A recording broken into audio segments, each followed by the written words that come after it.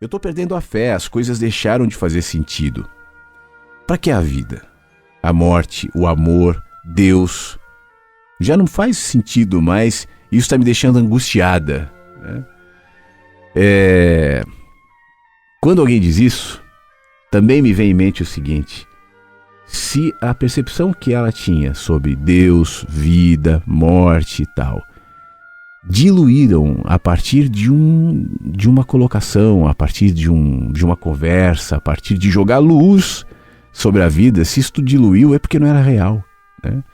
Uma miragem, por exemplo, ela desaparece se sobre ela você projeta a luz.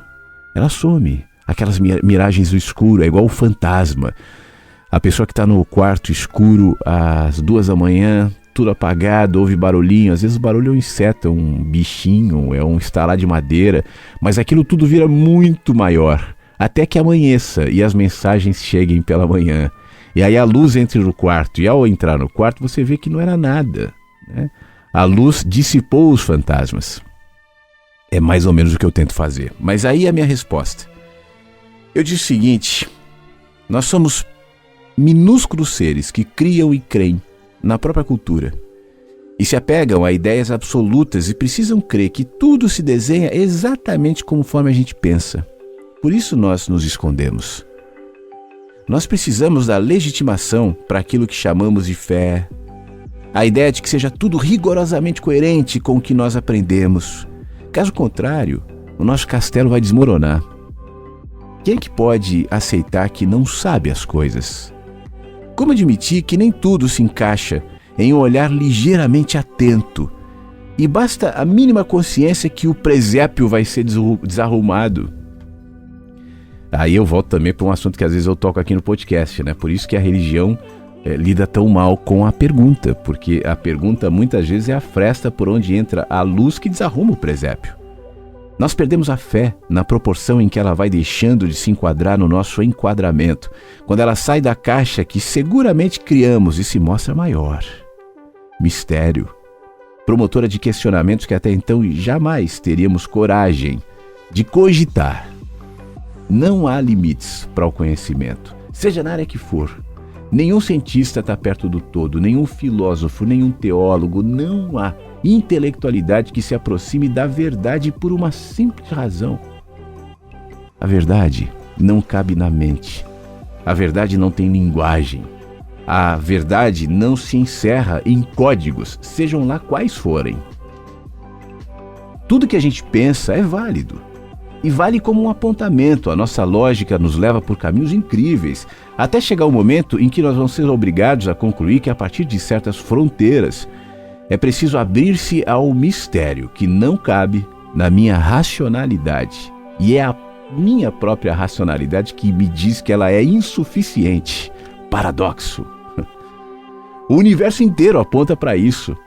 É assim quando eu olho o céu, quando eu penso no infinito, quando eu tento entender o que faz com que um corpo humano sonhe, componha músicas, encontre beleza, faça poesia, ame.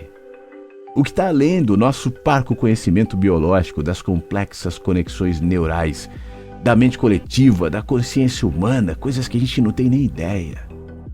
O que nos torna tão ambivalentes, ansiosos pela eternidade, medo da morte e temerosos por ela ao mesmo tempo, vivendo em busca de um sinal que indique qualquer coisa que nós não estamos sozinhos. A nossa angústia produziu filosofia, produziu religião, e nós seguimos confortavelmente por elas até dobrarmos a esquina e constatarmos que não há mais chão. E a gente cai. Não há onde se agarrar. Sem ter o que fazer, nenhuma lógica em que nos conforte enquanto a inevitável queda se impõe, e talvez seja aí que você esteja. Na queda, a gente não tem controle.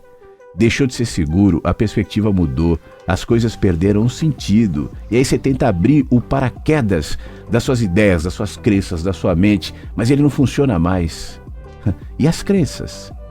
E as catequeses? E os ensinamentos? E as regras? E a moral? E a fé? Agora você pode espernear ou relaxar. Você pode se debater inutilmente enquanto cai ou aproveitar a viagem. E é aí que tudo acontece. Sem nenhuma referência, sem respostas fáceis, sem paraquedas, em queda livre, você descobre que toda a sua busca se colocou nesse lugar, nesse ponto. Esse era o momento da sua vida. Tudo vira possibilidade, afinal, está fora de controle. E o que pode acontecer? Sem controle, sem respostas absolutas, sem cartilhas que te garantem o que quer que seja, então você vê. Enquanto tentava assimilar tudo que chama de verdade, enquanto buscava respostas prontas, temia que uma brisa de consciência desfizesse aquilo que fingia crer. Agora você vê. E só te resta admitir que a verdade absoluta se fragmentou em seres fragmentados como eu e você. Aí a gente percebe que jamais vai chegar a respostas filosoficamente satisfatórias, completas. Haverá conflitos eternos enquanto o seu medo te fizer tentar assimilar o inassimilável. Agora, tudo fala. Vejo Deus em gente que jamais imaginaria, santidade em pecadores, sacralidade em tudo que se vincula à simplicidade e abertura de viver. Eu já não preciso mais de símbolos. Não que eles estejam errados, mas não me satisfazem mais porque falam apenas à minha mente, ao meu medo. Deus, bom Deus é em você, você nele, todos são, tudo é. Não importa como chame ou se chame de algum nome, tanto faz. Se usa alguma referência religiosa, bíblica, nada disso. Nada pode te afastar do amor de Deus, já ouviu isso? Pois é, se é assim, é pela simples razão de que naquilo que você chama de Deus habitam todos os mistérios, todos os vazios, todas as perguntas, todas as angústias, todas as respostas, todos os buracos negros. Ele é a queda, ele é o vazio. Caímos nele. Nessa hora, tanto faz os códigos, não importa se você chame de Deus, de universo, de vida, de Alá, de energia, não importa. Deus é o vazio. Deus é o mistério que vive na gente. Aí você me pergunta, mas o que nos ensinaram na religião, na Bíblia, a vida, a morte, enfim? Olha, isso tudo é mentira?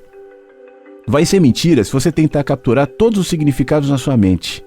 Se você tentar organizar isso de maneira teológica, dissecar o indissecável.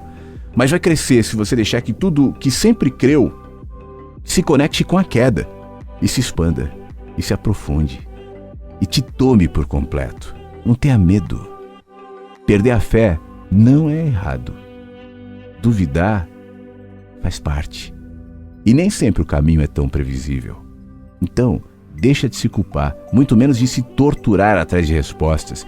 É sua mente, é o seu orgulho, é o seu ego militando contra você. Aproveite a queda, preste atenção na paisagem, sinta o vento no rosto e você vai ver Deus. Deus em gente, na vida, em bichos, em você. Esse é o encontro. Já fora da dimensão da intelectualidade, dos símbolos, das crenças, das cartilhas, nada mais faz sentido até que o nada seja tudo, até que não seja mais queda, seja voo, seja liberdade, seja vida. Quando pensamos que Deus morreu, quando pensamos que nós mesmos morremos, quando tememos que nada mais seja verdade, então, mortos, estaremos abertos para a vida, para o entendimento que a verdade sempre esteve perto, dentro, e que não há necessidade de medo. Agora, o mistério se estabelece e finalmente me pacifico. Não tenha medo.